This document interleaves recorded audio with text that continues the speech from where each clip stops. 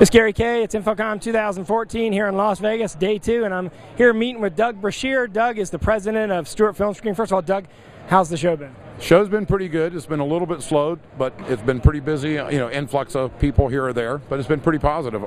And you guys launched a bunch of new stuff. First of all, you launched it. You have the ability to build seamless screens up to 90 feet wide.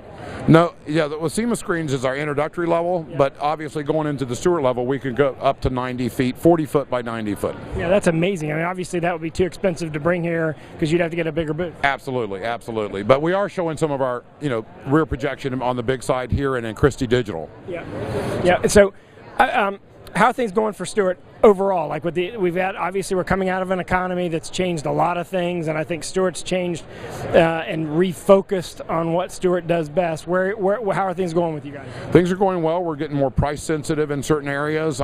We've added some new people that are thinking outside the box, added some new engineering, and added a new PR firm that's going to get us a little more exposure and help get us in the right direction. So you've got a great PR firm, that's for sure.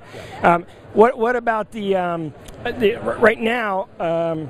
There's a lot of movement into where people are taking what used to be used for projectors and putting in direct view displays. Have you seen an effect on that, or is it because you're more custom? I mean, you weren't, that your specialty wasn't the small 70, 80, 90 inch screen. Right. It's only affected us in the residential market. In the commercial market, it has not. We've really increased our business because of the larger stuff and seamless. Right. So, and also screens are now capable of making images look better as opposed to just reflecting images. You guys have integrated some technology, especially recently in the last 3 or 4 years. I mean, you could make a claim for the last 20 years that they're making images look better, but I would say in the last 3 or 4 years, your screens are making a bigger difference than ever before because of the variants and technologies that are out there. Primarily due to edge blending applications, bigger screen, panoramic type, immersive simulation.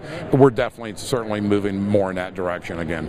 Yeah, and so where will we see, like, what will be your differentiator over the next year? Because you got more competition than you've ever had before. Right. Well, probably getting people to be trained a little better on what uniformity, what gain really means, and what the quality of a screen. It's more of an infrastructure piece instead of it being a product, so people kind of don't look at it quite as intensely as they should, and we believe it's more of an infrastructure piece, so it'll last longer and last through more projectors. I mean, you're absolutely right there. A screen isn't just a screen, and there are a lot of companies that are shipping screens in the U.S. that are just screens. Only on the small size. Once again, they're not affecting us on our bigger commercial basis. Right. So. And what about I'm just curious personally about rear screen technology, because that's come a long way in the last few years as well. Are you seeing more and more applications for rear screen now that video walls are making a kind of a resurgence? Yeah, we're seeing more of that, especially with the shorter focal lengths coming back into play, so that things like star glass and things are coming more prevalent again. Yeah, I saw this at ISE, and it was stunning. I mean, this is 4K. This is 4K resolution. It's got 120 frames per second on this, and certainly the content was provided by RTT, and we're showing an edge blended application like this with our Crystal View over at Christie Digital.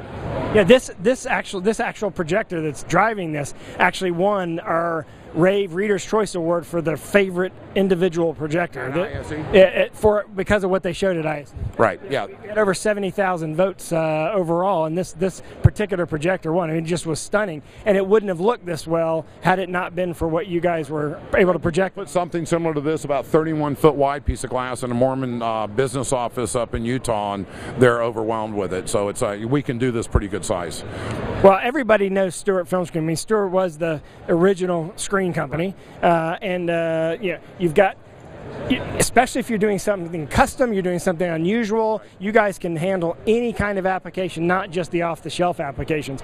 And of course, you can find out more information at stewartfilmscreen.com. Did I get that right? Absolutely. I'm trying to remember that right. So it's Stewart Film Screen. We made a change to stewartfilmscreen.com. Yeah. Yes, I thought I remembered that right. So stewartfilmscreen.com. And Doug, first of all, thank you for taking the time. Congratulations on everything. I'm excited. I can't wait personally to see that 90-foot screen. There we go. I want to see that myself.